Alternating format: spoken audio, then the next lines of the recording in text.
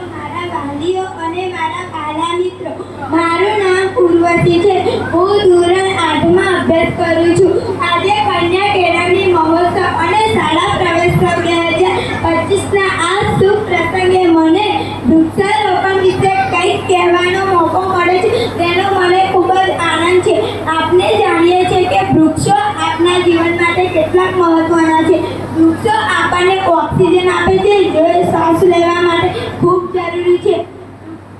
વૃક્ષો વરસાદ લાવવામાં મદદ કરે છે, જમીનનું ધોવાણ અટકાવે છે અને વાતાવરણને ઠંડુ રાખે છે.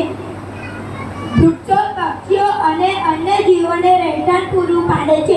ટૂંકમાં વૃક્ષો વગર પૃથ્વી પર જીવી શક્ય નથી.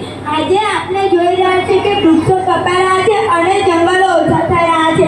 તેના કારણે પર્યાવરણમાં ઘણા ફેરફારો આવી રહ્યા છે, જેમ કે ગરમી વધવી, વરસાદ ઓછો થવો અને પ્રદૂષણ વધવું. આ બધું આપણા સ્વાસ્થ્ય અને ભવિષ્ય માટે સારું નથી. આપણે સૌએ વૃક્ષારોપણ કરવું જોઈએ. શાળામાં પણ આપણે વૃક્ષો વાવીએ અને તેનું જતન કરીએ. આપણા ઘરે પણ આપણે નાના છોડ રોપી શકીએ છીએ.